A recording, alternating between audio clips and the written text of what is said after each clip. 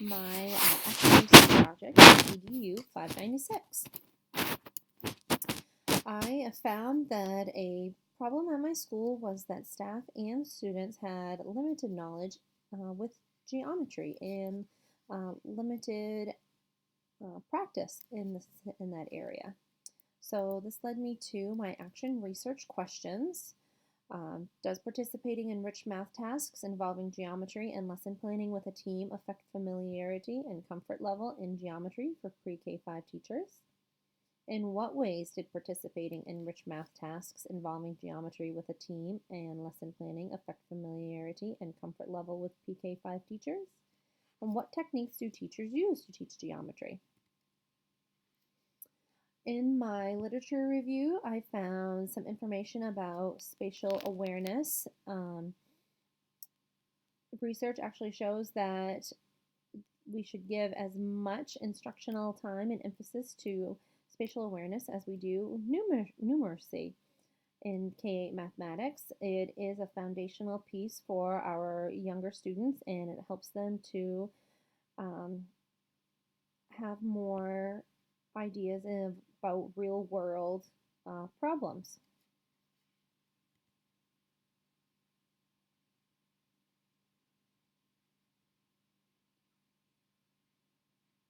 Spatial awareness also can lead to more success in STEM disciplines.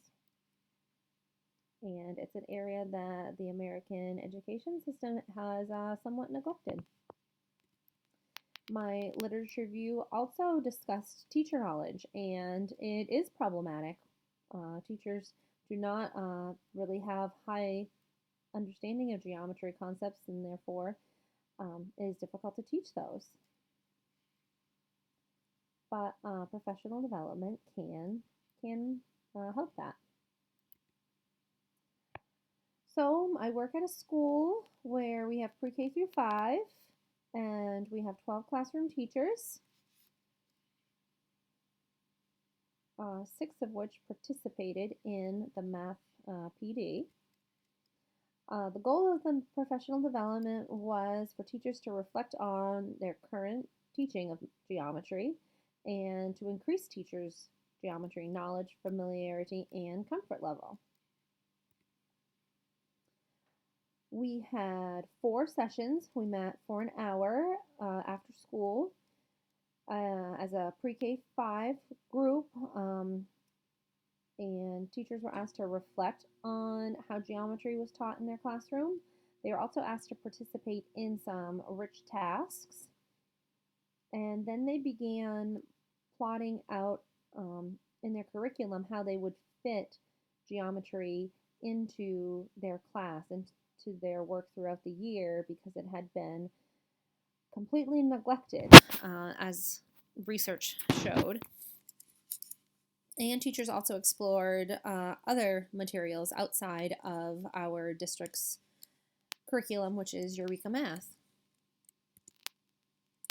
My data sources, I had some quantitative. I used surveys from last fall as part of EDU 595. This is where we found through teacher reporting and principal reporting that geometry was our largest need. So then I created a survey about geometry, about comfort level, about how often it's taught in the classroom, and success of students in the classroom. So this was taken before our professional development and then after our final professional development session. I also had some qualitative data. I examined the unit planning that pre-K through 5 teachers were doing to help implement geometry. And then I had a couple of classroom observations after the professional development sessions had ended. So my baseline data was the teacher survey and principal survey from EDU 595. I had averaged the survey answers and identified the area of need. From there, I created the geometry survey, and teachers took that as pre and post professional development questions. I averaged those answers and then created the following graph to show growth with the staff.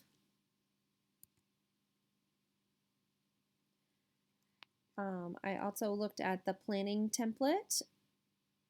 The teachers first examined their Eureka Math units and they determined lessons that included geometry. They used the planning template to plot that integration, and from there I looked at the number of lessons that are now being included at each grade level because, as I said earlier, the geometry has been almost completely neglected in math at our school. To collect data and analyze the classroom observations, I visited 2 classrooms. I visited a grade 2 room and a grade 4. I took observational notes while the students were engaged in their math activities. And from those notes, I identified how many students participated in geometry activities. So, to answer my research questions, does participating in rich math tasks involving geometry and lesson planning with a team affect familiarity and comfort level in geometry for pre-K 5 teachers? The quantitative data showed that that the teacher's familiarity and comfort level in geometry did rise after participating in those activities and planning with their team.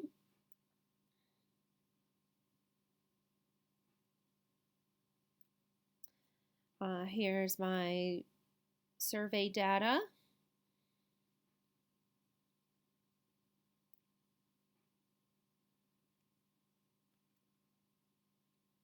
My next question, in what ways did participating in rich math tasks involving geometry with a team and lesson planning affect familiarity and comfort level with pre-K 5 teachers? And so I found with the template, using the planning template, they began to integrate technology into their units with the geometry focus.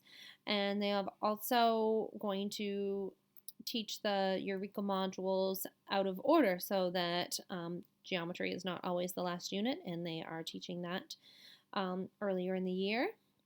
I found through my classroom observations that, again, technology was being utilized as a way to meet some of the gaps that we have in geometry. And then I also found that work with geometry had not yet been implemented in some grade levels. My last question, what techniques do teachers use to teach geometry? So I found that teachers were using technology to teach geometry. They're using Freckle, they're using YouTube videos, and teachers are also using a lot of place-based learning.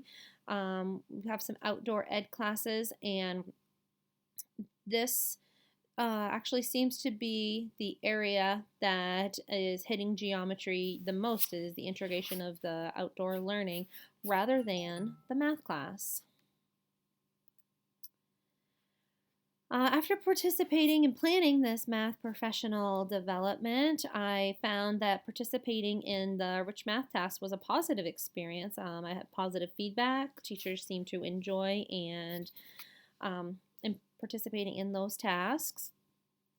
Teachers were also able to share some of their expertise.